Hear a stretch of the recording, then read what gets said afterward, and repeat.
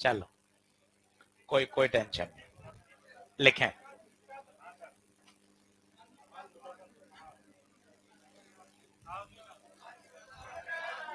अरे पता करो परवेश सर की क्लास है क्या अगले में? अगर नहीं हो तो बता दो, सर ने तो मना कर देते, अगर पूछ लो मालक जी से, है ना? मुझे बताओ। हाँ, लेकिन शुरू करें। तो भाइयों कल वाली वो बात पढ़ लो पहले। इंटरफेरेंस दो तरह का, कंस्ट्रक्टिव और डिस्ट्रक्टिव। कंस्ट्रक्टिव कब होगा? जब डेल्टा एक्स किसके बराबर होगा? N lambda. डिस्ट्रक्टिव कब होगा? 2n+1 लेमडा बाय 2 पे। ठीक है। अब जैसे कुछ इसमें बेसिक सवाल पहले वो बताता हूं आपको कि यार कोहेरेंट और इनकोहेरेंट में क्या पंगा है।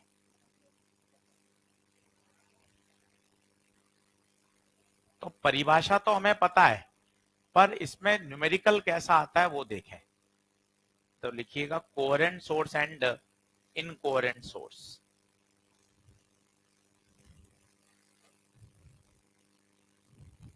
चलो, तो कोहेरेंट तो आप जानते ही हो परिभाषा, थ्योरेटिकली प्रश्न आ जाएगा भाई, सिर्फ टिक करने वाला। कोहेरेंट सोर्स कौन? ऐसे सोर्स जिनके बीच का फेज डिफरेंस टाइम के साथ बदलता नहीं है, बोले तो कांस्टेंट रहता है। The necessary and essential condition for interference, the sources must be coherent, having same frequency.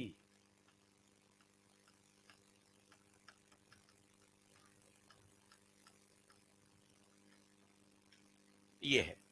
अब दो सोर्स कोहेरेंट हैं, तो आपको पूछा जाए रिजल्टेंट इंटेंसिटी बताओ, हम पहले से पता है, कल भी लिखवाया था, I1 plus I2 plus 2√I1 I2 cos phi. पहले से हमें पता है अगर I मैक्स हो जाएगा कोहेरेंट तो हो जाएगा √I1 प्लस √I2 का होल स्क्वायर I min। ये सब बातें आपको ऑलरेडी वेव ऑप्टिक्स में भी पता है, इसमें कोई नया नहीं है। अब जो नहीं पता है वो सिखाता हूं कि अगर नॉन कोहेरेंट सोर्स आ जाए, नॉन कोहेरेंट आ जाए, तो भाइयों रिजल्टेंट इंटेंसिटी कैसे निकाली जाती है।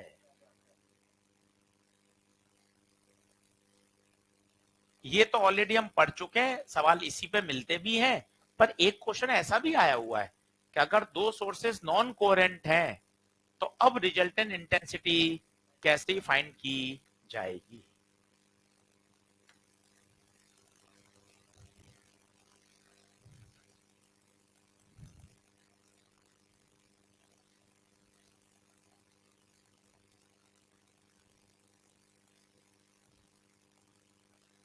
मैं हिंदी में ईएलपी बिल्कुल आज या कल पोस्ट करवा दूंगा टीम से।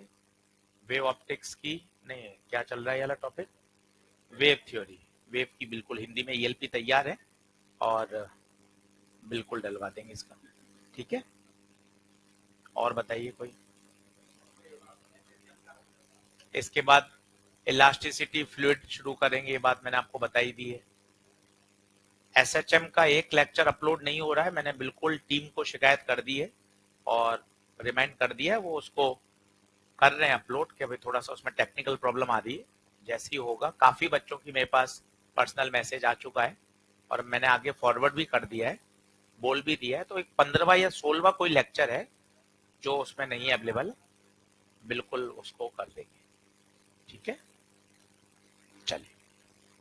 तो साहब कोहेरेंट की तो अपन जानते हैं, हम नॉन कोहेरेंट में क्या होता है उस बात को समझिए। नॉन कोहेरेंट क्या होता है? जिनका फेज डिफरेंस लगातार समय के साथ बदल रहा है, और भाई साहब इतना तेज बदलता है कि आप उसको ऑब्जर्व ही नहीं कर सकते। ये वाली जो टर्म है ना, ये बहुत तेज गति से बदलती है, तो फिर हम उसकी क्या ले लेते हैं? Average value. कौन सी वैल्यू? और कॉस फाई की एवरेज वैल्यू होती है 0। 1/2 तो कॉस स्क्वायर की होती है, कॉस की 0 होती है। कारण क्या है? ये कॉस का कर्व है, जितना पॉजिटिव है उतना ही नेगेटिव है। तो कॉस की एवरेज वैल्यू एक पूरे चक्कर में 0 होती है। तो ये term tata bye bye see you लाला, क्या बचा? I1 plus I2। तो प्रश्न बहुत ध्यान से पढ़िएगा।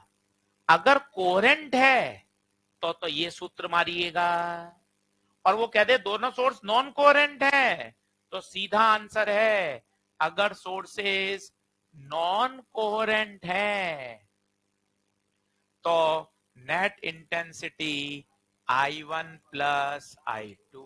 खत्म। हाँ, इसको कुछ किताब वाले ऐसा भी लिख देते हैं, उसको मैं आपको सॉल्व करके देखना, वही आएगा आई मैक्स प्लस आई मिन बटे 2।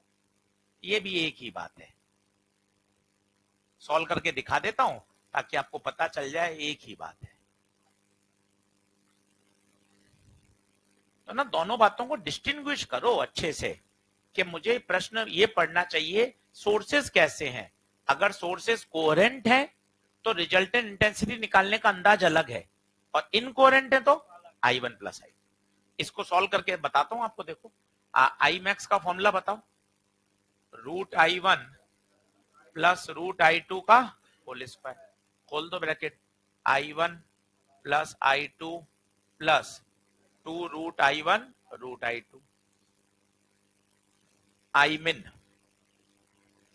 Root I1 minus root I2 का whole square, I1 plus I2 minus 2 root I1 I2। अब आई नेट बराबर आई मैक्स प्लस आई मिन बटे 2। तो एक बार ऐड करेंगे तो देखो तो कट जाएगा, तो I1 plus I1 2I1, I2 plus I2 2I2। देखिए भाई आगे, तो ध्यान रखिए आई नेट बराबर आई मैक्स प्लस आई मिन बाई बोलिए या I1 प्लस I2 बोलिए, कौन सा सही है? दोनों सही है। तो प्रश्न में डेटा होगा वो लगाइए। बस ये ध्यान रखिए ये कब लगेगा, जब सोर्सेस इनकोहेरेंट होंगे या नॉन कोहेरेंट होंगे। और वेव ऑप्टिक्स की एक बात और याद दिला देता हूं, बहुत पूछा जाता है, टू इंडिपेंडेंट सोर्सेस नहीं है ना, और confirm, two independent sources never be coherent. ये मैंने आपको बताया था, पूरी कहानी सिखाई थी कि ना रोशनी कैसे निकलती, याद करो। इलेक्ट्रॉन पहले जंप करता है हायर में, हायर से जब लोअर में जंप करता है तो एनर्जी रिलीज होती है इन टर्म्स ऑफ फोटोन, और जो जंपिंग होती है वो बिल्कुल रैंडम होती है।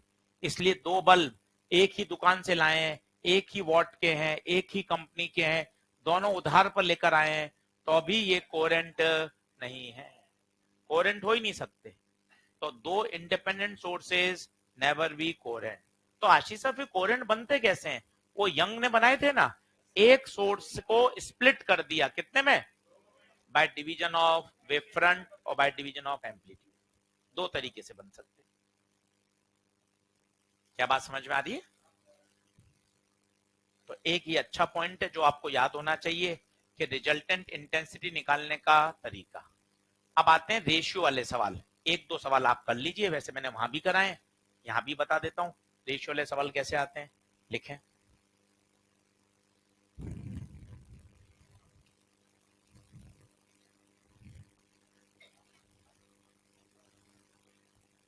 वेव अच्छे से पढ़ लेना आज घर जाके, बढ़िया, कल पेपर में अच्छे हैं सवाल, सारे बनेंगे, कोई टेंशन नहीं, सब बनेंगे, पूरे वेव के पूरे एसएचएम के।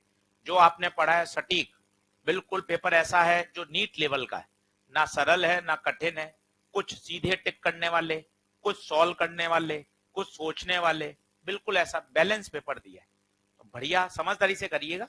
और अब एक प्रॉमिस कर लीजिए, जनवरी नया साल में पहला महीना है शायद अपना, है ना, अब जनवरी से लेकर 30 अप्रैल तक जितने भी minor, semi major, part test, major हो, उसको आपको अगले 48 घंटे में 100% सॉल्व होना चाहिए। कल पेपर में जितना हो जाए अच्छी बात। अब फिर आपका नेक्स्ट टारगेट क्या होना चाहिए, अगले 48 घंटे में वो 200 के 200 सवाल मुझे आने चाहिए। ये जिद करनी पड़ेगी आपको, मास्टर से पूछने पड़ेंगे कि सर ये अलग बताइए, मेरा अटका हुआ सवाल है, तब काम होगा। आप जिद करोगे, एनर्जी बढ़ाओगे तो और मजा आएगा। वापिस बोल रहा हूं क्या करना है अपन को, अब जितने भी अनअकैडमी में part test, semi major test होंगे, आपको पूरे पूरे हल होने चाहिए। Part test, semi major, major के तो वीडियो सॉल्यूशन आएंगे और बात खत्म। अब जो भी माइनर होने वाले हैं, इनको तो पूरा पूरा अपन को सॉल्व करना ही है। क्या बात ठीक है? मेजर टेस्ट सीरीज जबरदस्त बना रहे हैं, थोड़ा सा उसमें और चेंज कर दिया है, फुल सिलेबस टेस्ट की संख्या और बढ़ा दी है। अभी 5 फुल सिलेबस हैं, 10 कर दिए उनको फुल सिलेबस। ठीक है, आप कहीं इधर उधर परेशान ना हो, ताकि उसको 10 फुल सिलेबस कर दिए। 6 पार्ट टेस्ट, और पार्ट टेस्ट इतने सिस्टमेटिक है, आप देखो कितना ब्रेकअप कितना शानदार किया है। एक में किया है magnetic effect, EMI, AC, EMW, एक सप्ताह में 3 टॉपिक आराम से बढ़िया तैयार किए जा सकते हैं। एक में रखा है सिर्फ NLM, friction, work energy, centre of mass, momentum, collision, बस भैया 3 टॉपिक आराम से तैयार हो जाएंगे। पार्ट टेस्ट अच्छे करोगे तो उस बहाने पूरा पूरा सिलेबस धीरे धीरे तैयार होगा। 6 पार्ट टेस्ट देने के बाद फिर रखा है 11वीं का फुल सिलेबस, फिर उसके 6 दिन बाद रखा है 12वीं का फुल सिलेबस, ताकि पूरा सिलेबस कितनी बार रिवाइज हो गया? 2 बार। एक बार पार्ट टेस्ट है, फिर फुल सिलेबस, फिर रखा है फुल सिलेबस कंप्लीट नीट वाला, जिसमें 11वीं भी है और 12वीं। अभी उनकी संख्या 5 है, उसको बढ़ाकर कर दिया गया है 10। उसका नोटिस बोर्ड पे भी हम अपडेट कर देंगे। 5 के 10 कर दिए, ताकि और प्रैक्टिस आपकी बढ़िया हो जाए। क्या ये बात ठीक है? चलिए आगे बढ़ते हैं। अब आइए,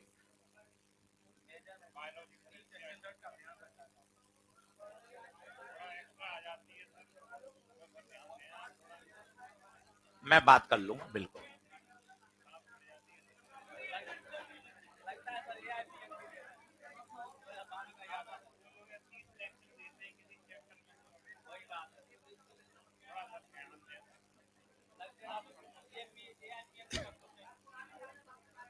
if the ratio of if the ratio of if the ratio of maximum intensity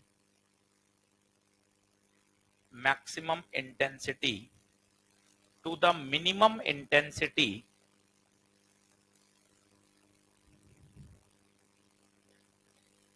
is given as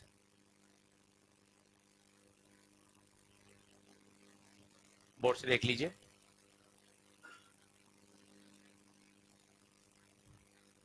then find I1 by I2, A1 by A2।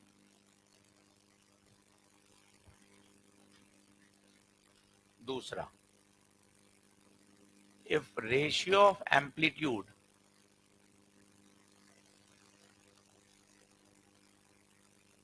is 4 by 3, then find I max by I। If A max by A min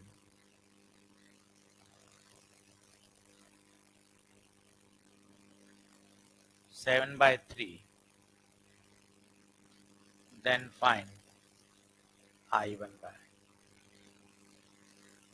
भैया 3 variety के सवाल हैं, तीनों की approach मैं आपको सिखाता हूं। सबसे इजीएस्ट अप्रोच क्या है, बाकी आप लोग सबके पढ़े हुए सवाल है। ये वेव ऑप्टिक्स में भी बनते हैं और यहां भी बनते हैं। मैंने हर प्रोफाइल का सवाल लिख दिया, तीनों अलग अलग है। एक बार आई मैक्स आई मिन दी है, एक बार एम्पलीट्यूड दिया है, और एक बार मैक्सिमम टू मिनिमम एम्पलीट्यूड। पहले आप तीनों सवाल लिख लो, तीनों को करके दिखाता हूं। तीनों पॉपुलर क्वेश्चन है, एक तरीका सीख जाओगे तो इस तरह के सवाल में काम बढ़िया तैयार हो जाएगा।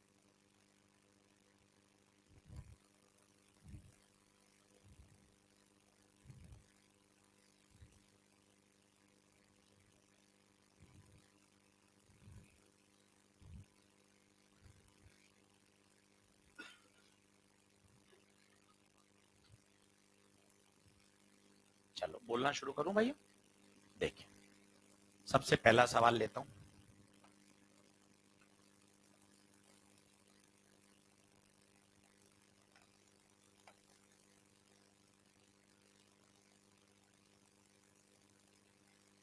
देखिए, हमेशा जो दे रखा है ना इसी से सोचो।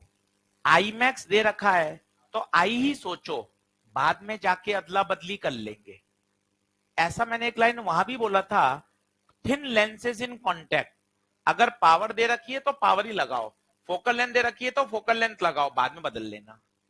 तो आई मैक्स दे रखा है तो आई मैक्स ही चिल्लाओ, क्या है, √I1 प्लस √I2 का होल स्क्वायर। आई मिन चिल्लाओ, √I1 माइनस √I2 का होल स्क्वायर बराबर 49/36। अब खुद ही मन कह रहा है या दोनों तरफ क्या ले लो, स्क्वायर रूट। तो ये हो गया √I1 प्लस √I2 बटे √I1 माइनस √I2। 49 का 7, 36 का 6, क्रॉस मल्टीप्लाई कर दो। 6√I1 प्लस 6√I2 बराबर 7√I1 7√I2। ट्रांसफर कर दो तो I1 उधर जाएगा, 7 में से 6 गया 1, 6 और 7 13। तो √I1 बटे √I2 13/1, स्क्वायर कर दो 169/1।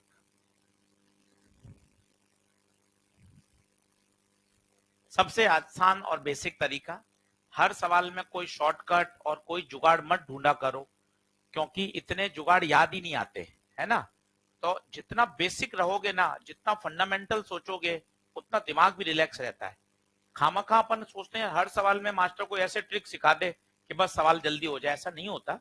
फिजिक्स पढ़ने का अंदाज अलग होता है, बड़ा लॉजिकल चलिए। बेसिक लगाया, सॉल्व हो गया। अब ये तो इंटेंसिटी आई, पूछा क्या है, एम्पलीट्यूड। तो याद करो, intensity is proportional to amplitude का स्क्वायर। तो I1/I2 A1/A2। तो I1/A2 पता है 169/1, स्क्वायर रूट ले लीजिए 13/1। तो कोई एक पार्ट पूछता है, अपन ने दोनों पार्ट कर लिए, दोनों पार्ट कभी पूछेगा नहीं हो, या तो A1 पूछेगा या I पूछेगा। कई बच्चे प्रैक्टिस कर करके यही बोल देते हैं, सर ये √I1 एम्पलीट्यूड का स्क्वायर करते हैं तो इंटेंसिटी मिलती है, इंटेंसिटी का वर्गमूल लेंगे तो एम्पलीट्यूड मिल जाएगा। तो वो समझ आती है धीरे धीरे, अभी मैं बताऊंगा तो नहीं आएगी, 4-5 बार करेंगे तो समझ पैदा होती है। अरे यार √I1 को यही क्या बोल दो, एम्पलीट्यूड। सही बात है, लिख लीजिए। हाँ हाँ हाँ हाँ, इसे बोलते हैं कंपेंडो एंड डिवेंडो, CND। CND कहलाती है। बढ़े आगे। नहीं वो सिखा इसलिए नहीं, जब सिलेबस में थी 8वीं 9वीं तभी समझ में नहीं आई थी। आप समझो ना। नहीं नहीं नहीं भाई, उसी समय नहीं है तभी तो बायो ली था, है वापिस उसी गड्ढे में क्यों बढ़े। ये बात है और कुछ भी नहीं। सच्चाई से क्यों भागे, जो सच है वो सच है, उसको अपन अपनाना चाहिए। सही बात है कि नहीं। जब सिलेबस में ही था वो टिक्नोमेट्री कोऑर्डिनेट है, जब समझ में नहीं आई तब अपन एरिया ऑफ ट्रिपेजियम क्यों पढ़े। वो ट्रिपेजियम को दो भागों में तोड़ दें। अब जैसे ये होता है, अब इसका सीधा फॉर्मूला होता है ट्रिपेजियम का, जब सिलेबस में तब याद नहीं होता था, तो अब काय को करना, एक लाइन खींच दो बस, ये ट्राइंगल बन गया, ये रेक्टेंगल बन गया। तो भैया ट्रिपेजियम का फॉर्मूला कौन याद करेगा। जब वो सिलेबस में होता था स्कूल एग्जाम में, तभी अस्थमा हो जाता था। इसलिए तो बेहतर है एक लाइन खींच दी, ऊपर ट्राइंगल बन गया, नीचे rectangle। चलिए दूसरा प्रश्न, आइए दूसरा करें, खुद करेंगे दूसरा।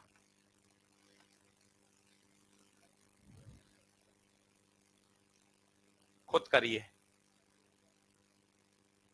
अब A1/A2 दे रखा है,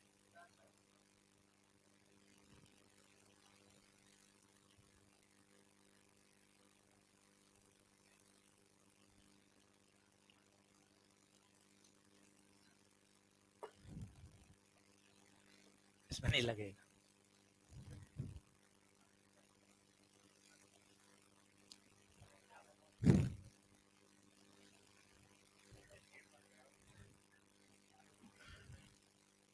बढ़े क्या आगे?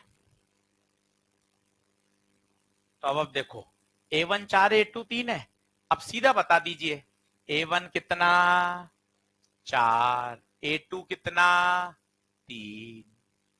सीधा है, ये आ गया। अब A1 A मैक्स निकाल सकते हो?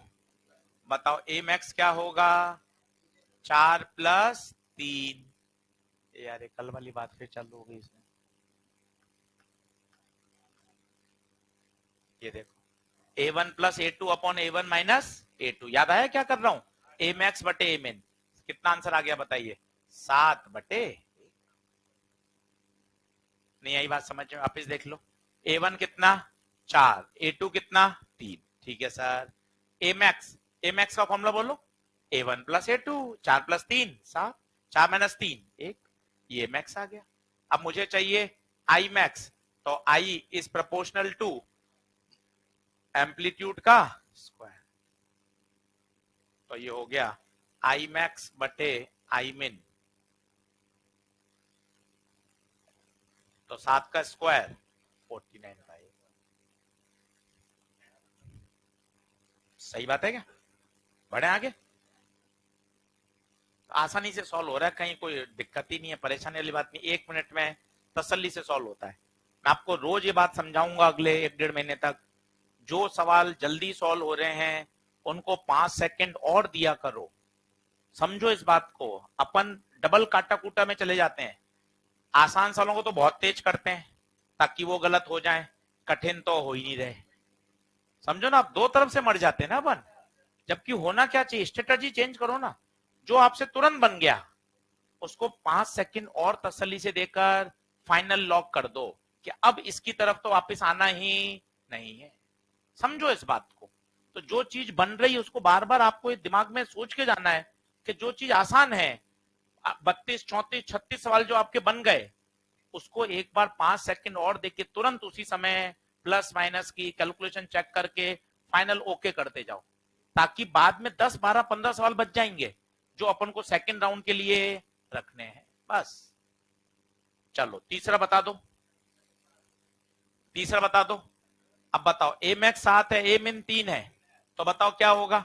अब मुझे चाहिए, अब ए मैक्स का फॉर्मूला बोलो। A1 + A2, A1 + A2। ये कौन है? ए मैक्स।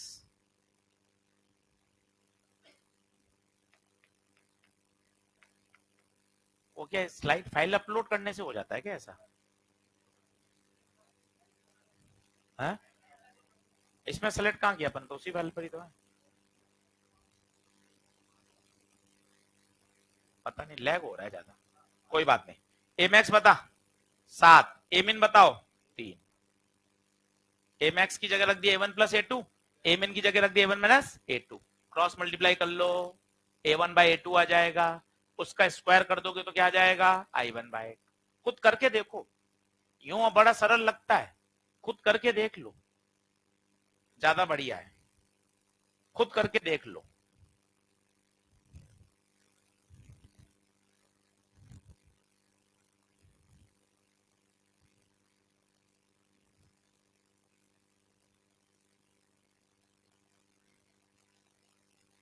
कितना आंसर? 25/4। भाई साहब भयंकर लैग हो रहा है। रिफ्रेश करूं एक बार।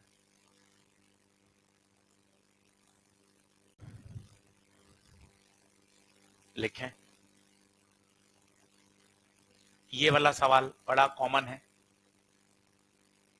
दो स्पीकर हैं,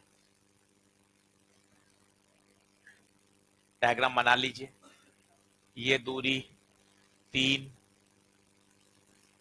ये दूरी 4। आपसे पूछा गया यहां ऑब्जर्वर का कान है। वेलोसिटी ऑफ साउंड दे रखी है 330। आपसे कहा गया है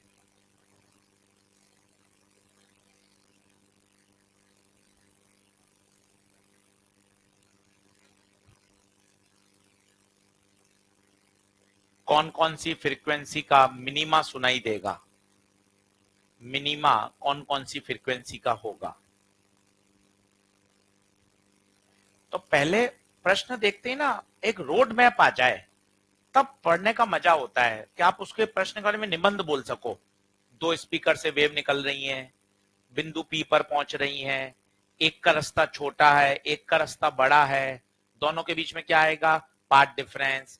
वो पाथ डिफरेंस, अच्छा मिनिमा, मिनिमा, अब वो पाथ डिफरेंस अगर 2n+1 लैम्डा बाय 2 के बराबर हो जाए तो क्या मिलेगा? मिनिमा। मतलब वो वाली फ्रीक्वेंसी हमें क्या सुनाई देंगी? धीरे, मिनिमम सुनाई देंगी। ऐसे शब्द बोलिए तब मजा है, सॉल्यूशन के पीछे मत भागिए, उसके पीछे का रोड मैप आना चाहिए। अच्छा हाँ सर, पहले बताइए राम कितना भागा? कोई बताएगा राम कितना भागा? 3। श्याम 3 4 तो ये 5। जल्दी से बताइए पार्ट डिफरेंस। पार्ट डिफरेंस 2 का। अब सर आप क्या चाहते हो? साइलेंस चाहते हो। साइलेंस मतलब मिनिमा चाहते हो। मिनिमा मतलब डिस्ट्रक्टिव चाहते हो।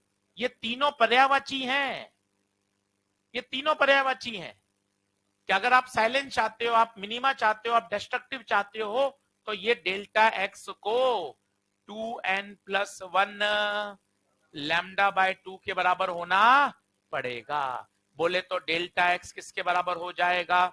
2n+1 lambda by 2। लैम्डा की जगह v बराबर f लैम्डा, तो f बराबर v बाय लैम्डा। f की जगह डाल दिया, नहीं लैम्डा की जगह डाल दिया, लैम्डा की जगह डाल दिया v बाय एफ। ये v बाय एफ। सर अब आपने क्या पूछा है हमसे? फ्रीक्वेंसी पूछी है। डेल्टा एक्स की जगह डाल दिया 2, 2n+1, 1/2। वेलोसिटी की जगह डाल दिया 330। फ्रीक्वेंसी, फ्रीक्वेंसी पूछी है तो ये आ गया 330/4, 2n+1। खत्म। अब आप n की वैल्यू रखते जाओ, फ्रीक्वेंसी आती जाएंगी। ये वो फ्रीक्वेंसी होंगी जिनका उसको मिनिमा सुनाई देगा। आराम से समझ लो, उस कहानी को बोल लो कि प्रोसेस क्या किया। दोनों वेव आई, दोनों के बीच में पार्ट डिफरेंस आया, ये कौन सी कंडीशन लगा दी याद करो? डिस्ट्रक्टिव इंटरफेरेंस की।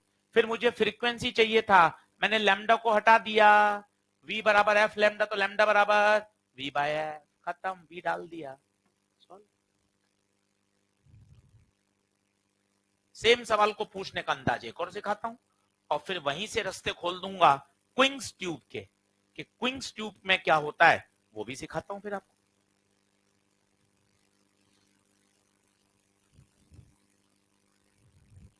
आसान है भाई, मतलब बहुत।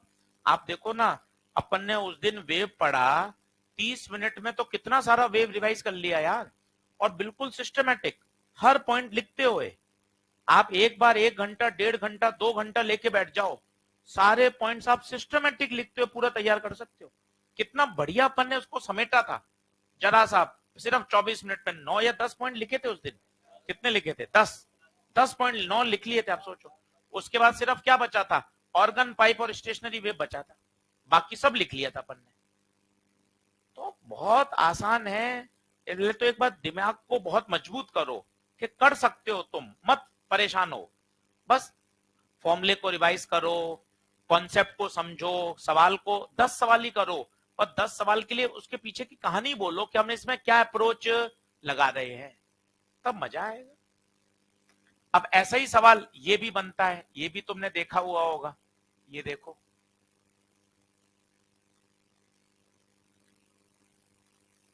ये वाला बनाओ,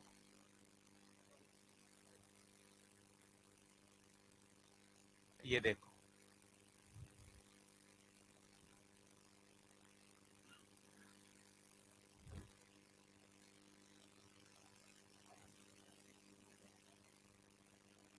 तो बताओ, एक वेव तो कैसी जाएगी?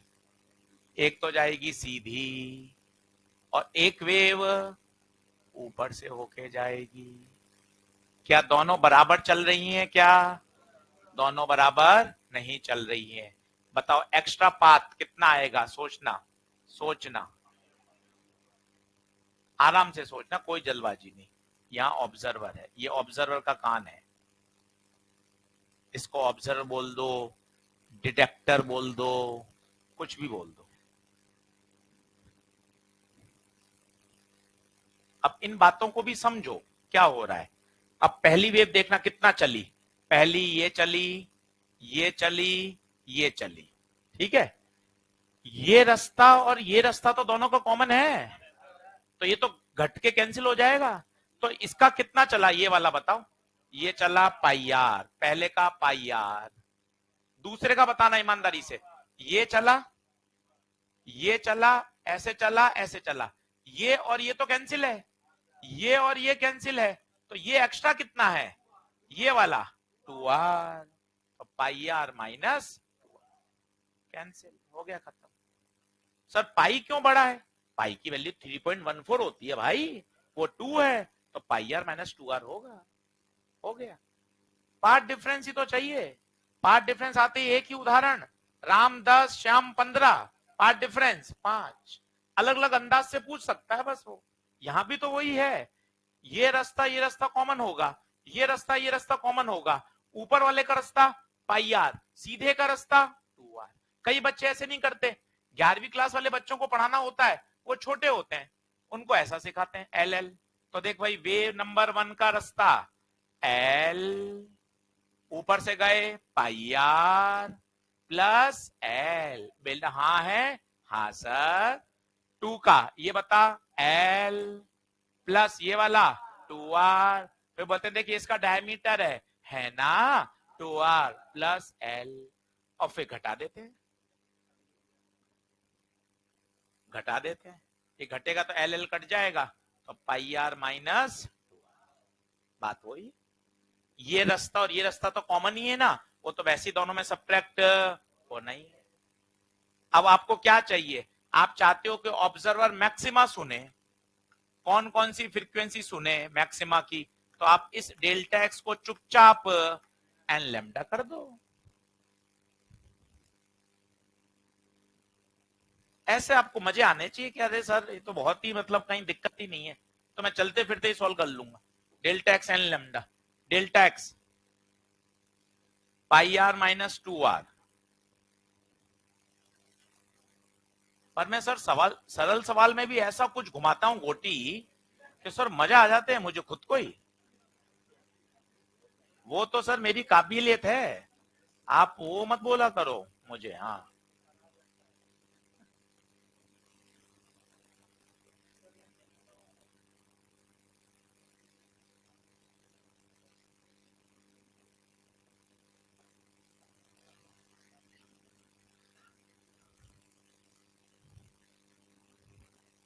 बढ़े क्या आगे।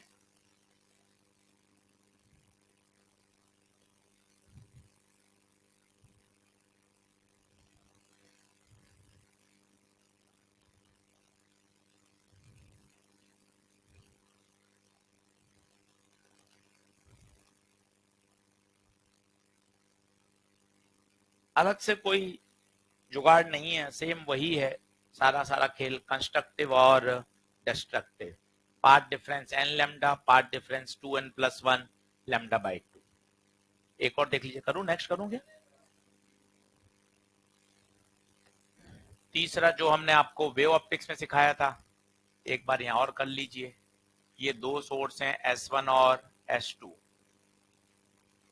कुछ नई दूरी ले लीजिए 2.5 लैम्डा।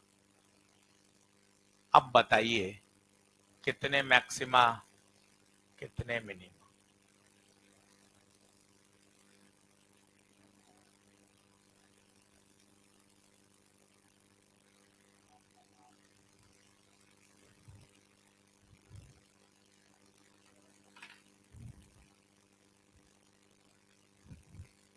वैल्यू बदल दी है ताकि पुराना उत्तर नहीं बोले आप।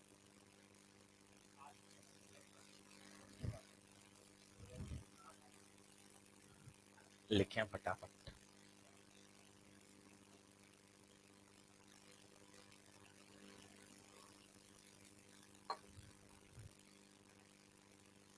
तरीका है, तरीका खेलोगे ना तो सब एक जैसे लगेंगे, अरे सर सब में डेल्टा एक्स ही तो खेल रहे हो आप, कुछ भी नया नहीं कर रहे। अब पहले तो मुझे एक टेबल बनाओ मैक्सिमा कब बोलते हैं और मिनिमा कब बोलते हैं?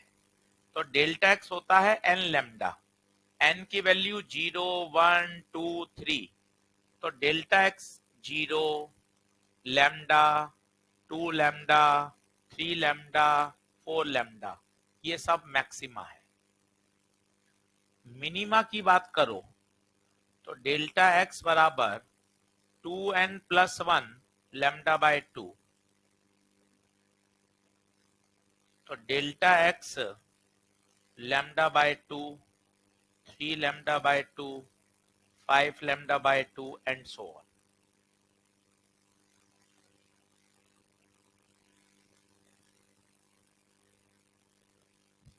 देख लो, ये याद होने चाहिए, इसको थोड़ा शब्दों में बोलो कि जब जब delta x lambda 2 lambda 3 lambda 4 lambda, और अच्छा बोलो जब जब path difference lambda 2 lambda 3 lambda 4 lambda होता है तब तब कंस्ट्रक्टिव इंटरफेरेंस होता है। जब जब पार्ट डिफरेंस लैम्डा बाय 2 को 0.5 लैम्डा 1.5 लैम्डा 2.5 लैम्डा, तब तब क्या होता है? Destructive interference.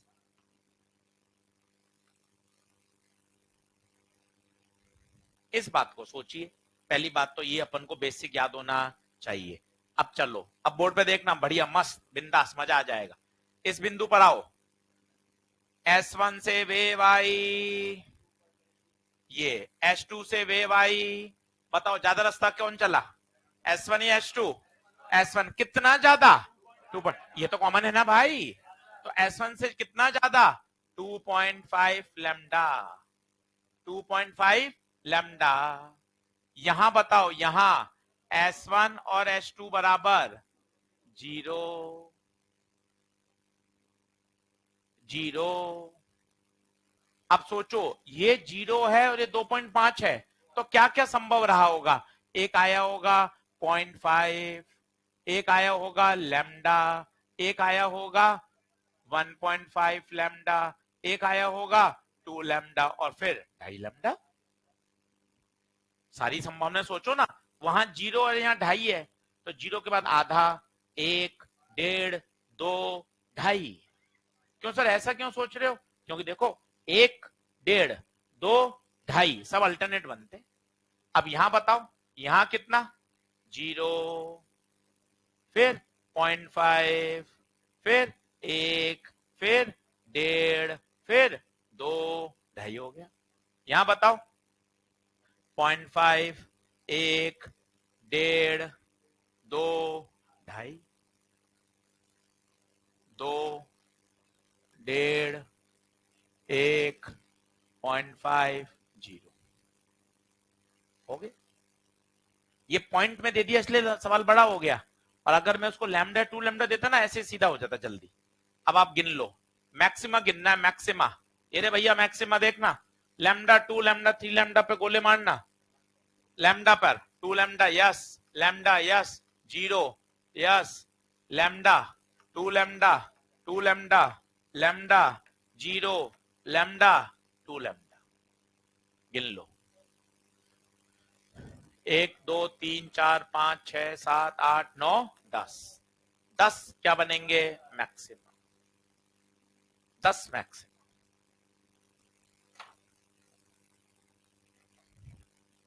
एक और करके देख लो, डर लग रहा हो तो ऐसे सवाल से।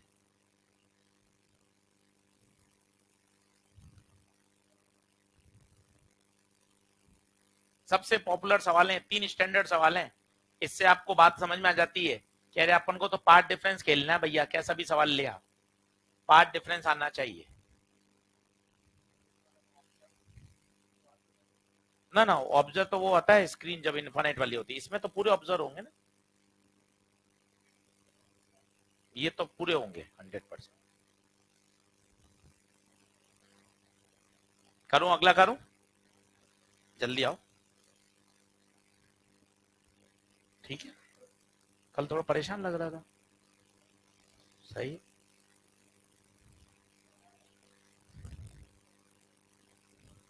हाथ मिला,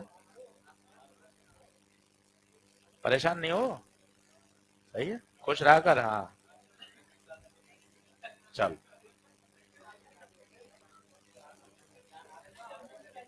लिखे।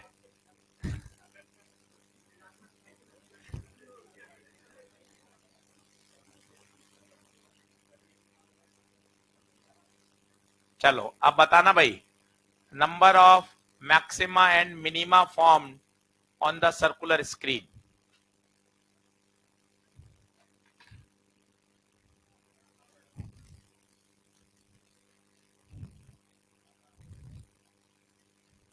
चित्र बनाओ और सॉल्व करो, फंडे मत लगाओ कि ऐसे होगा ये कर दूंगा ये सीधा ही हो जाएगा, देखिए ऐसे होगा और ऐसे, और देखो आगे आंसर आ गया देख। हाँ, ऐसे नहीं करना, अपने पेन चलाना है।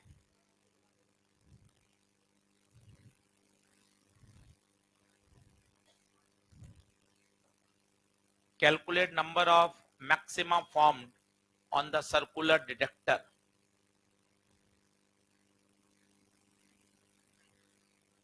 Calculate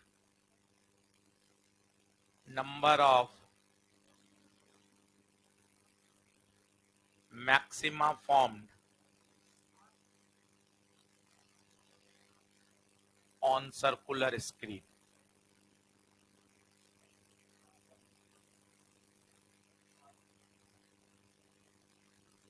on circular screen।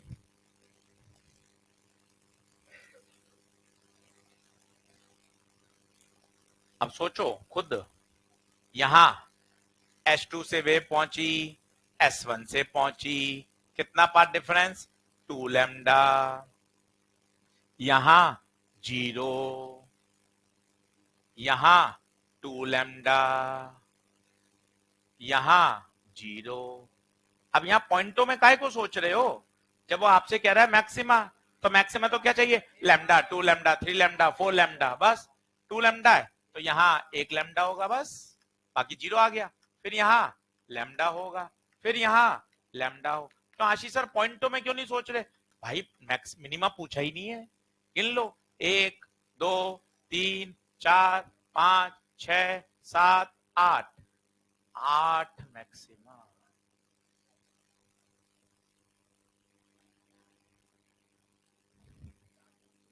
अरे फालतू ऐसे मत जुगाड़बाजी मत लगाया करो, तुम्हें पता ना जुगाड़ उगाड़ नहीं लगते ऐसे, हर सवाल के लिए ऐसे ट्रिक नहीं बनाया।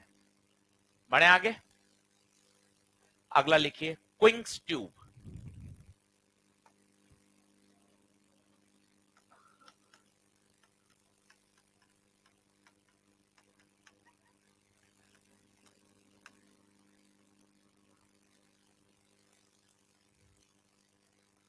क्विंकसेट ट्यूब, अब बहुत आसान है, कुछ भी नया नहीं है, पर एक बार सीख लिया जाएगा ना तो सवाल में नाम लिखा हुआ आएगा तो घबराओगे नहीं। सोनोमीटर अलग से नहीं होता, रेजोनेंस ट्यूब, क्विंक्स ट्यूब, ये एक बार देखी हुई होंगी ना तो बढ़िया रहता है, कोई टेंशन नहीं है। अब मैं इसकी एक बार वर्किंग सिखा देता हूँ, बढ़िया दमदार, और फिर बहुत आसान है। पहले आप ये बात सीखो, ये वाली बात मैं लिखकर कॉपी करता हूं और आप इसको थोड़ा ऑब्जर्व करना, इस बात को हम काम में लेंगे, है ना, समझना, थोड़ा फील करना है इसको। चलो अब बातचीत बंद करो, थोड़ा सीरियस हो, समय अब सीरियस का है। सवाल सुनना, दो कंजिट्यूटिव मैक्सिमा के बीच का पाथ डिफरेंस, दो consecutive maxima, maxima maxima lambda, maxima maxima lambda, maxima maxima lambda. Maxima से मैक्सिमा अगर जाना है तो भाई गजब ही राइटिंग आ रही है।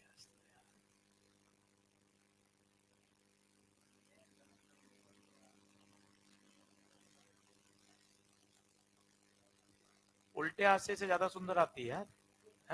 मैक्सिमा से मैक्सिमा तो बताओ कितना आना चाहिए, लैम्डा। और मजे की बात देखना आप, मिनिमा से मिनिमा भी लैम्डा है, चेक तो करो। 0.5 से 1.5 लैम्डा, 1.5 से 2.5, 2.5 से 3.5, मतलब मैक्सिमा से मैक्सिमा जाओ या मिनिमा से मिनिमा जाओ। भाइयों ऑनलाइन वाले लिख लेना साथ साथ, नहीं तो दिक्कत हो जाएगी, बाद में समझ में आएगा उर्दू हो रहा है। मिनिमा से मिनिमा, मैक्सिमा से मैक्सिमा, लैम्डा। पर अगला प्रश्न, मैक्सिमा से मिनिमा, मैक्सिमा से मिनिमा, लैम्डा बाय 2। बच्चा सही कह रहा है, वो सेलेक्ट करने पे दिक्कत आ रही है शायद। मैक्सिमा से मिनिमा लैम्डा बाय 2, देख लो आप जीरो पे थे और आपको मिनिमा पे जाना है, 0.5 का अंतर है। लैम्डा पे थे 1.5 लैम्डा 0.5, 2 पे थे 2.5 पर लैम्डा, 3 पे थे 3.5 लैम्डा 0.5 लैम्डा। तो इस बात को समझो, मुझे अभी तेज आवाज आ रही है, अगली तेज आवाज के बीच के लिए पार्ट डिफरेंस लैम्डा, तेज से तेज लैम्डा, तेज से धीरे लैम्डा बाय 2, धीरे से तेज लैम्डा बाय 2। क्या ये बात समझ में आ रही है, दिमाग में बैठ रही है? सवाल आया हुआ इस पर, इसलिए इस बात को लिख लो। मैक्सिमा से मैक्सिमा लैम्डा, 2 कॉन्जिक्यूटिव मैक्सिमा या 2 कॉन्जिक्यूटिव मिनिमा, और मैक्सिमा से मिनिमा या मिनिमा से मैक्सिमा वो 0.5 है।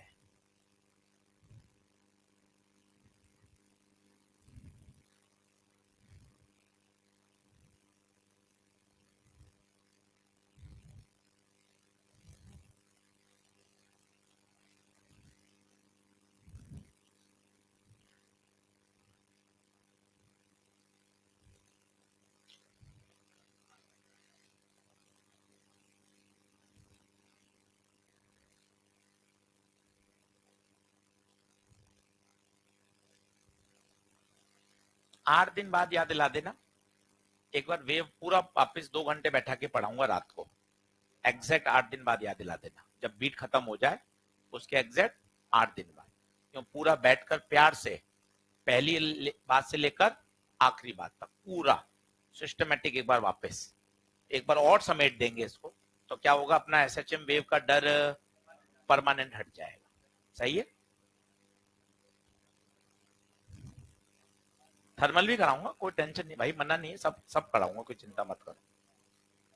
तब मन खुश हो जाएगा, तब तक बस तैयारी करनी है आपको भी साथ में। चलो, अब मैं क्या चाहता हूं, मैं आपको एक बार क्विंग्स ट्यूब दिखा देता हूं, क्योंकि वो अपने आज वो फाइल अपलोड नहीं हुई है, नहीं तो क्या उसी में आ जाता।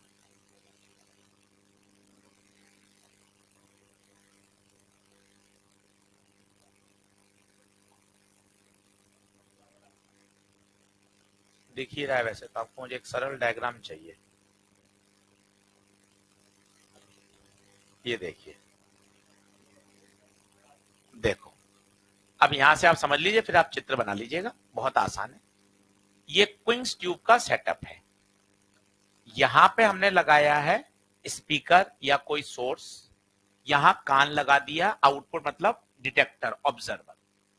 अभी आप देखिए, ये दोनों रास्ते की लंबाई बराबर है, ये भी डी ये भी डी, पाथ डिफरेंस कितना होगा, 0। दो वेव समझ पा रहे हैं आप कौन कौन सी, बताइए। एक वेव ऊपर से पहुंचेगी कान में, एक वेव नीचे से पहुंचेगी। अभी 3 सवाल करके तो आए हो आप, स्पीकर वाले वही तो हैं, एक वेव ऊपर से एक वेव नीचे से। अभी बताइए पार्ट डिफरेंस 0, आवाज कैसे सुनाई देगी, तेज, कंस्ट्रक्टिव होगा, डेल्टा एक्स 0 है। अब ये जो ट्यूब होती है ये मूवेबल होती है, इसको क्या करते हैं, ऊपर खींच दिया, देखिए कितना ऊपर खींच दिया, एक्स, कितना ऊपर खींच दिया, एक्स। अब मजे आएंगे, दिमाग लगाना, नीचे वाली तो उतना ही चल रही है, ऊपर वाली एक्स ज्यादा चल रही है, एक्स नहीं 2x, कारण एक्स ऊपर गई है तो एक्स नीचे भी तो आएगी, तो ट्यूब को तो एक्स खिसकाया, पर एक्स्ट्रा पार्ट डिफरेंस 2x आया, ये फील कर पा रहे हो क्या, इस बात को समझो, इस चित्र को बनाने की कोशिश करो। सबसे आसान चित्र है ये वाला बना लो, इसके पास ये बना लो, इसको थोड़ा जूम कर देता हूं, बना लोगे, दिख रहा है क्या साफ,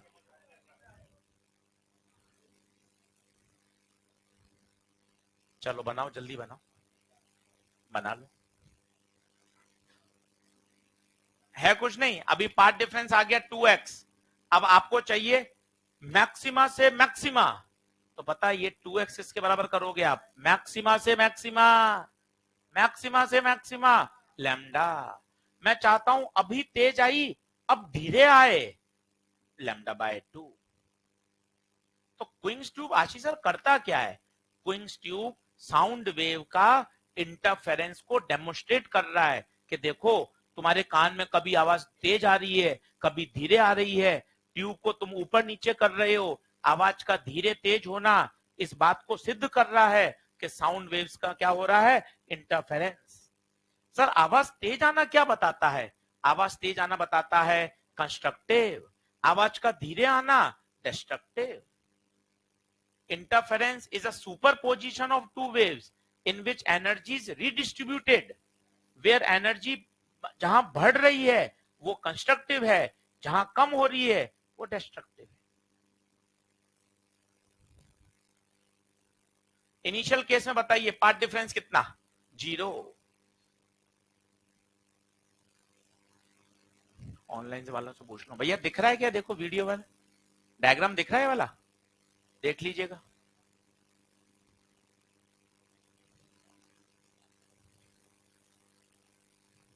दिख रहा है? ठीक है। आयुष, श्रद्धा, रोशन, राजा, अजय, अंकित, अनुराग, अभिषेक, शबीर, सही है, बहुत बढ़िया, ठीक है।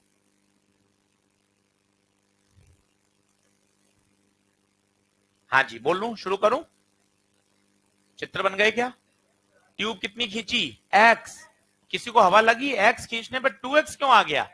देखो ना आप, वेव ऊपर x गई, वापस x नीचे भी तो आई होगी, तो एक्स्ट्रा कितना चल गई? 2x, extra 2x path length आया।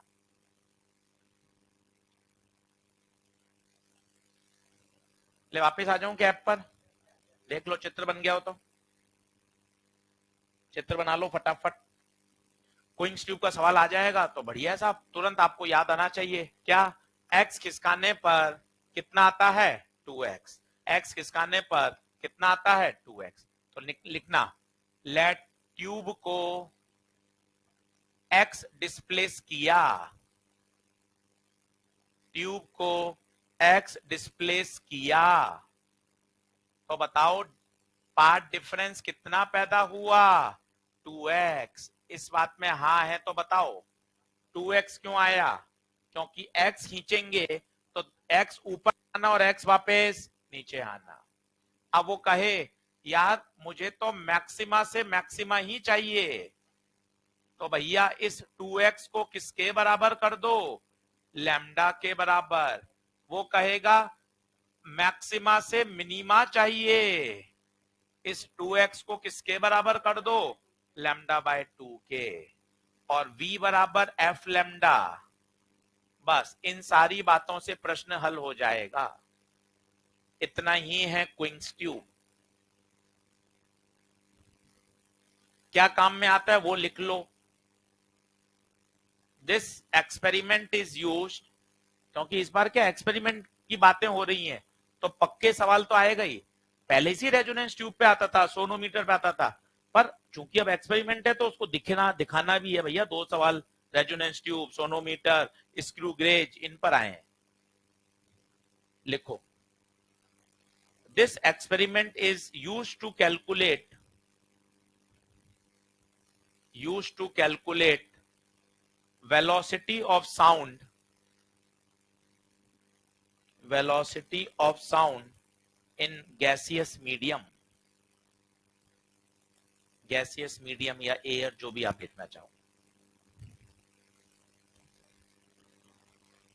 एयर ही तो भरी हुई है उसमें ट्यूब में, कोई गैस भर दोगे तो गैस में आ जाएगी वेलोसिटी। दूसरा पॉइंट लिखिए, दिस एक्सपेरिमेंट डेमोन्स्ट्रेट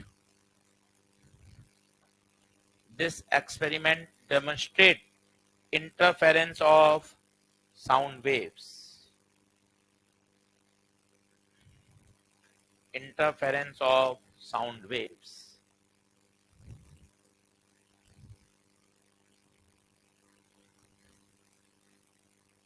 बोलिए, क्या बात क्लियर हो रही है? एक बार और समझा दूं या बिल्कुल हैप्पी, समझ में आ गई बात? वो x से 2x वाली बात क्लियर हो गई कि अपन ने ट्यूब को x खींचा, ये देखना ये शब्द काम का है।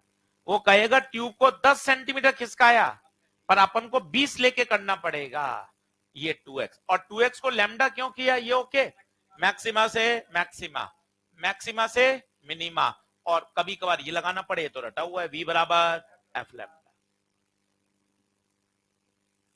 बोलो, क्विंस ट्यूब क्लियर है? ये भैया इंटरफेरेंस की सारी बातें हो गई, और इंटरफेरेंस में कुछ भी नया नहीं है। वेव ऑप्टिक्स, आप पन्ने पलटो, मैंने वही लिख दिया था, सारे कॉन्सेप्ट किसके जैसे हैं? Wave optics. आपको अलग से नहीं मेहनत करनी। अब एक छोटा सा टॉपिक और है, वो लिख लेते हैं, फिर अपन छुट्टी करते हैं। नहीं, बीट्स तो पूरा एक बड़ा टॉपिक है, वो अपन अगले लेक्चर में पढ़ेंगे। Reflection and transmission of wave.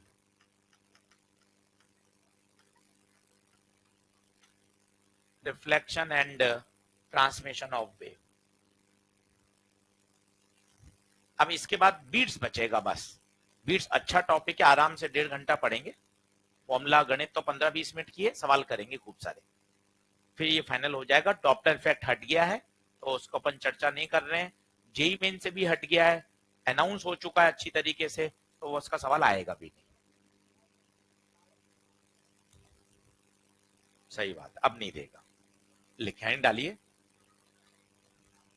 Reflection and transmission of wave.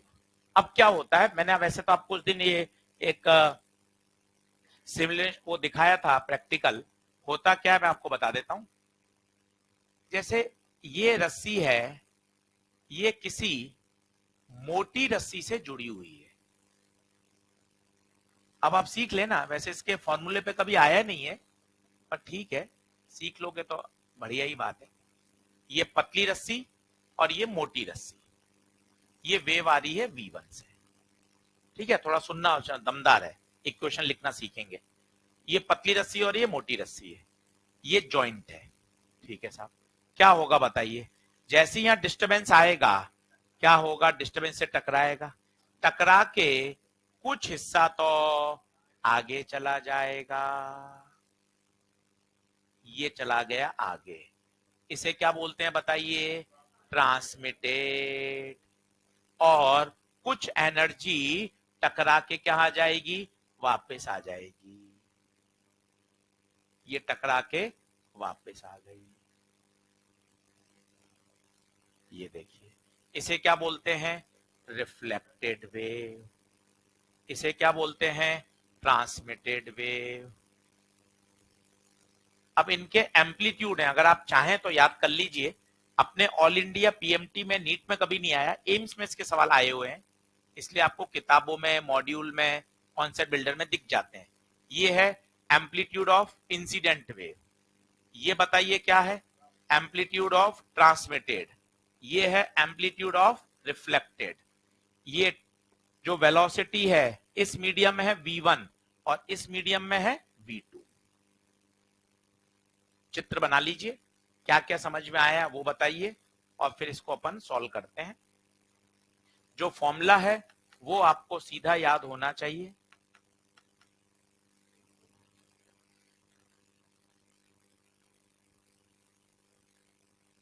आता कैसे है फॉर्मूला?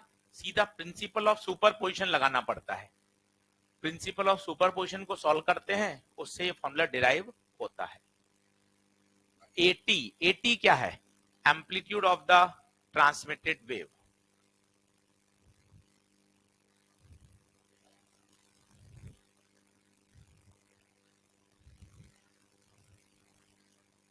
मैंने आपको उस दिन ये भी सिखाया था कि यार ये वेव पलटती क्यों है, याद है थोड़ा बहुत एक्सप्लेनेशन आपको, कि फिक्स एंड से पलटती क्यों है? क्योंकि उस पर वो उसको ऊपर की तरफ उठा नहीं चाहता है, परंतु परंतु रिजिड एंड के कारण वो पार्टिकल ऊपर उठ नहीं पाता है।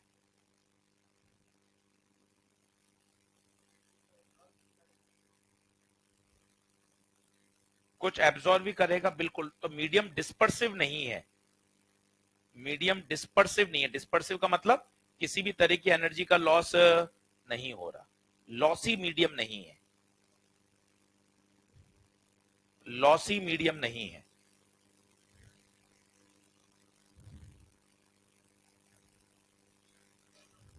चलिए, फॉर्मूले किसी को याद है?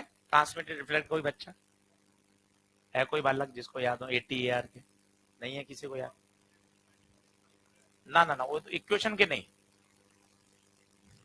इसके V2 minus V1 upon V1 plus V2 into AI transmitted का होता है 2V2 upon V1 plus V2 into AI। नहीं भी करेंगे तो चल जाएगा काम, पर ठीक है, इंफॉर्मेशन है और इसके बिना भी काम चल जाएगा, क्योंकि इक्वेशन अगर आपको सिर्फ ये बात पता है, रिजिड एंड से तो वेव पलट जाती है पर फ्री एंड से वेव पलटती नहीं है, उससे भी काम चल जाता है। वो सब चीजें यहां से और अच्छी समझ में आती हैं कि अच्छा क्यों पलट जाती है, क्यों माइनस हो जाता है, वो थोड़ा गणित से और अच्छा आ जाता है। गणित फिजिक्स दोनों एक दूसरे में मतलब में जुड़ी हुई हैं।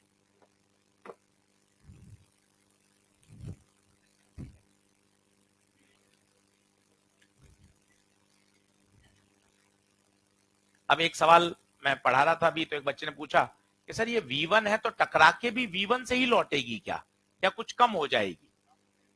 कम हो जाएगी। तुरंत आपको फिर पहला लेक्चर याद आना चाहिए, याद करो, वेलोसिटी ऑफ साउंड या वेलोसिटी ऑफ वेव तो मीडियम की प्रॉपर्टी होती है, रस्सी तो वही है, तो वेलोसिटी कैसे बदलेगी भाई? याद कर, कितनी बार समझाया था। मैं बोलूं, स्पीकर लगा के बोलूं, सोनू निगम बोले, पतली आवाज मोटी आवाज, अगर वो हवा में आ गई तो 330 से ही चलेगी। अगर कोई एक रस्सी है तो उसमें अगर वेव है, अगर उसका तनाव और म्यू वही है तो वेलोसिटी तो वही रहेगी ना, under root T by mu. चाहे वो टकरा के आए, चाहे जाते समय हो, चाहे आते समय हो, चाहे वेव ऊपर हो, चाहे वेव नीचे हो, velocity of wave is a property of medium. कितना बढ़िया सवाल है। बच्चा सोचता अरे यार V1 तो कम हो जाएगा यार, V2 कुछ हो जाएगा, अरे मीडियम तो वही है, इस रस्सी का V1 तो V1 ही रहेगा, उस रस्सी में चली गई तो कितना हो गया, V2 हो गया। वो रस्सी अलग है क्योंकि उसका म्यू अलग है। क्या बात क्लियर हुआ? अब आप देखो, जो आपको याद है वो बताता हूं कि सर मुझे ये तो नहीं पता, मुझे तो वो पता है सर, फिक्स एंड टकराने वाला, वो आप देखना क्या होता है फिक्स एंड।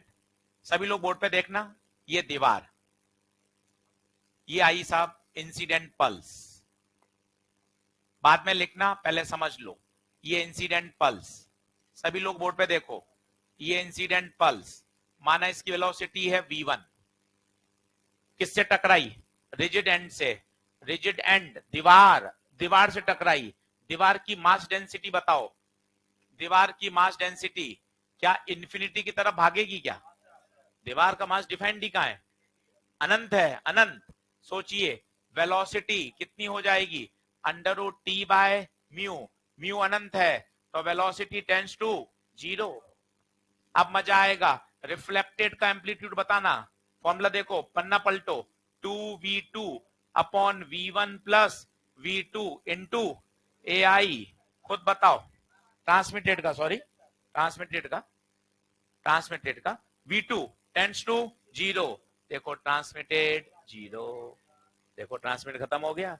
अब रिफ्लेक्टेड का देखना, मजे आएंगे, रिफ्लेक्टेड का बोलो, V2 minus V1 upon V1 plus V2 into AI, मजे आने वाले हैं। V2 0, V1 V2 0 into AI, बताओ V1 से V1 कट गया, माइनस AI,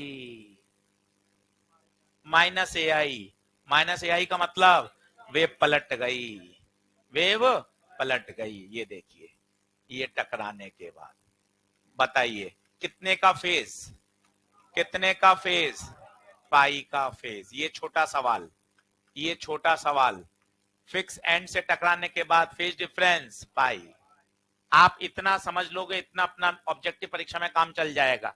इस क्यों की आपको आवश्यकता नहीं है, पर एक बार समझ लिया तो ठीक है। ये फाइनल कॉल है, जाना दीवार से टकरा के लौटना पाई, एम्पलीट्यूड वही रहा, देख लो, देख लो, रिफ्लेक्टेड और AI बराबर है, तो अगर ये A है तो ये भी A ही होगा, नीचे की तरफ है बस। क्या बात समझ में आ रही है? देख लो, अच्छे से लिख लो समझ कर।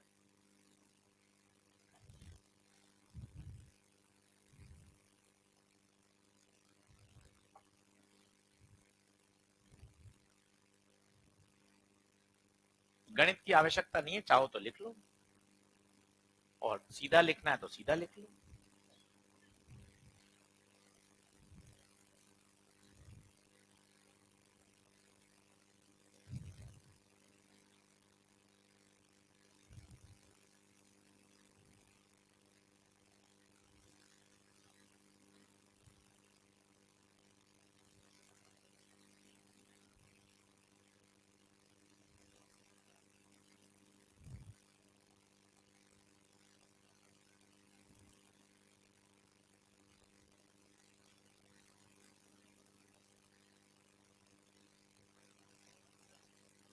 कौन ऊपर है कौन नीचे है? पल्स है, एक सिर्फ झटका दिया बस। कहाँ ओवरलैप करने, पल्स है ना, झटका दे दिया, पल्स जा रही है, एक ही तो जा रही है बस, पल्स है पल्स। क्या ये बात ठीक है? अब सोचिए, अगर ये फ्री एंड होता, तो फ्री एंड होता तो क्या होगा, फ्री एंड होगा तो क्या होगा, 180 का फेज डिफरेंस आएगा या नहीं आएगा? नहीं आएगा। यही लिख दूं कि अगली स्लाइड करूं? यही लिख दूं, फ्री एंड।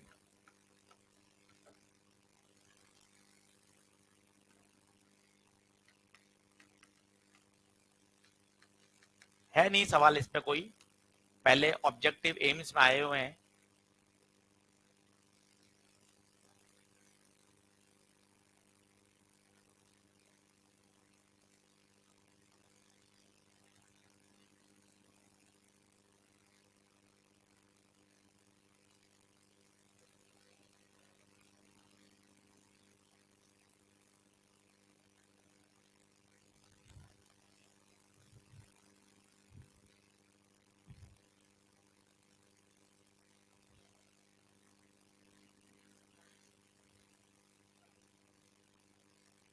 वो तो हो गई, वो तो ओवरलैपिंग की बात नहीं हो रही ना।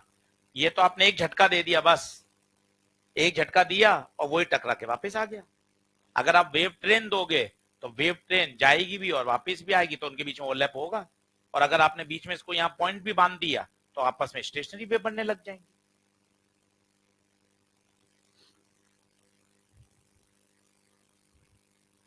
चलो आगे। मैथ्स की आवश्यकता नहीं है, सूत्र की जरूरत नहीं है, आप नहीं रटें तो भी चल जाएगा। आप सिर्फ दो बातें रट लें कि भैया ट्रांसमिशन जो रिफ्लेक्शन होता है वो फिक्स एंड से कैसा होता है और फ्री एंड से कैसा होता है। फिक्स एंड से टकरा के वो पलट जाती है, फ्री एंड से टकरा के पलटती नहीं है। बात खत्म। इससे अपना सारा काम हो जाएगा। इसमें कितना फेज डिफरेंस? पाई का फेज। इसमें कितना फेज? जीरो का फेज।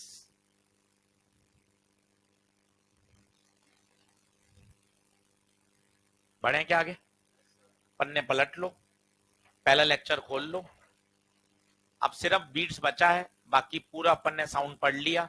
बीट्स के साथ ही 10 मिनट की वो जानकारी भी लिखाऊंगा। क्वालिटी अभी बता देता हूं, हल्का सा सुन लो, आज उस दिन लिखा दूंगा, समझ लो। एक होती है क्वालिटी, एक होती है लाउडनेस, और एक होती है पिच। ये तो है एक सामान्य व्यक्ति के लिए।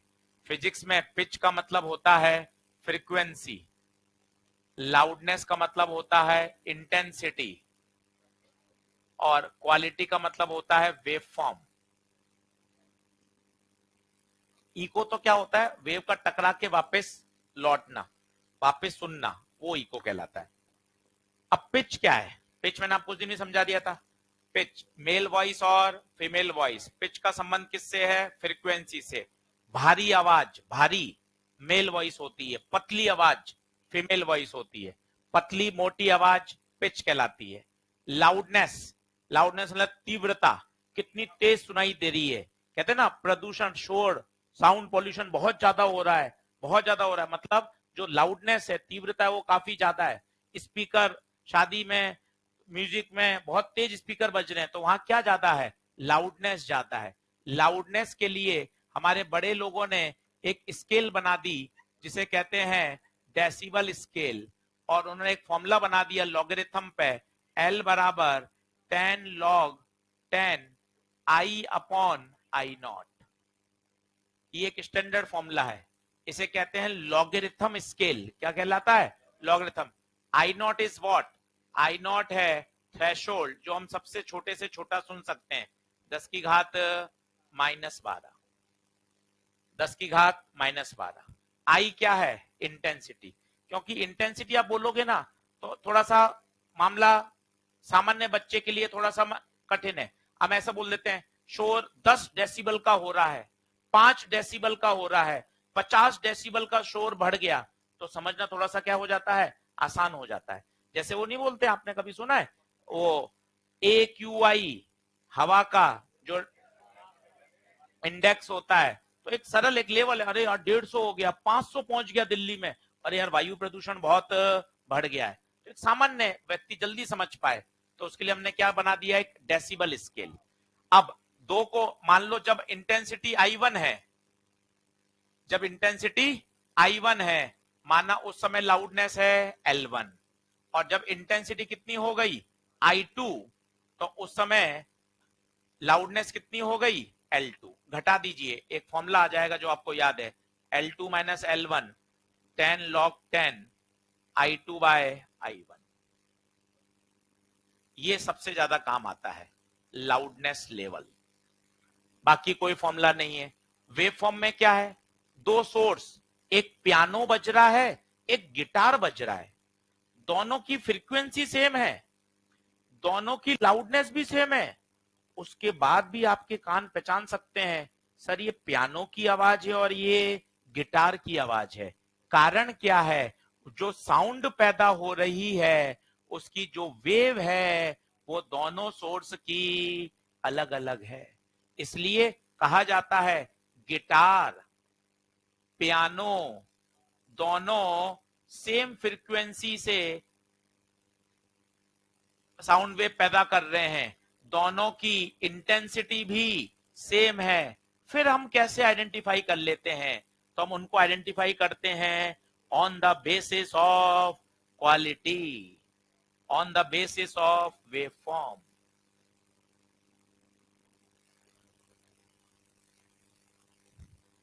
लाउडनेस के एक छोटा सवाल और है, लाउडनेस इस बात पे भी डिपेंड करती है कि उस सोर्स का साइज कितना बड़ा है।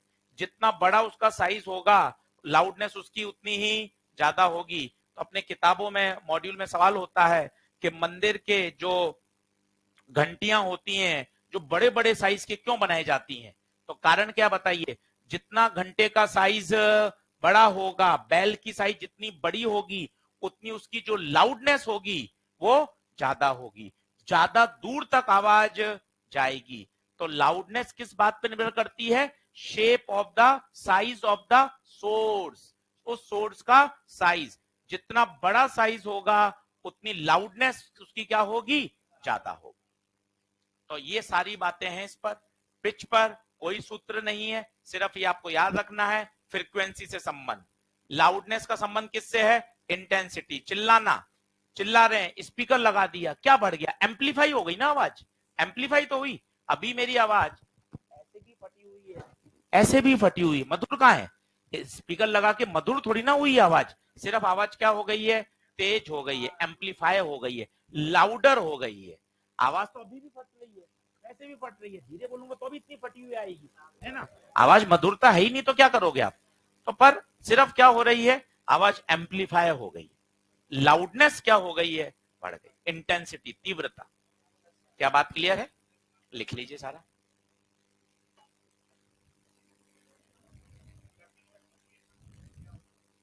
बताऊं? प्लग का मतलब क्या होता है? जहां प्लग करते हैं वहां पे नोड बन जाता है। जैसे आपने कहीं से प्लग किया, प्लग किया मतलब वहां वो वाला बिंदु तो आपने खींचा ही है, इसका मतलब वो वाला बिंदु तो वाइब्रेट हो गई, रुक गया, मतलब वो क्या बन गया? नोड। बीट्स में आ जाएगा वो। बोले बढ़े क्या आगे? क्या छुट्टी कर दूं? अभी तो टाइम है। लिख लिया क्या सारा?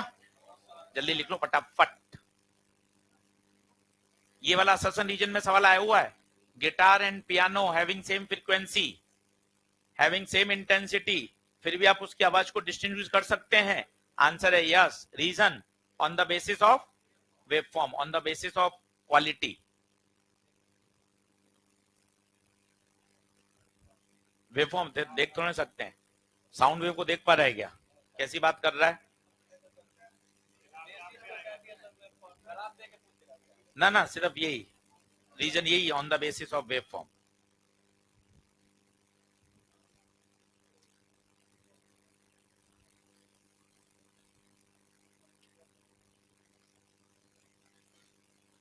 छुट्टी है भैया, इसके बाद परवेज सर की भी क्लास नहीं है।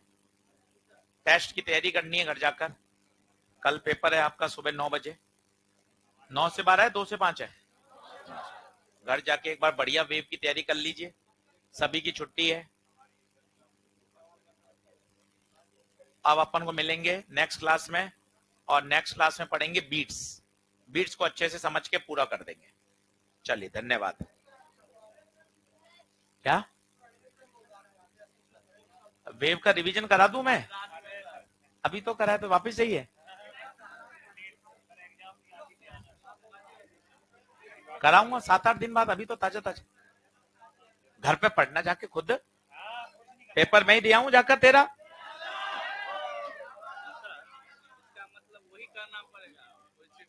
हाँ हाँ, वो तरीका वही। पहले उसका मांस निकालना पड़ेगा, 6 प्रोटॉन करना ही पड़ेगा, और कोई तरीका नहीं है।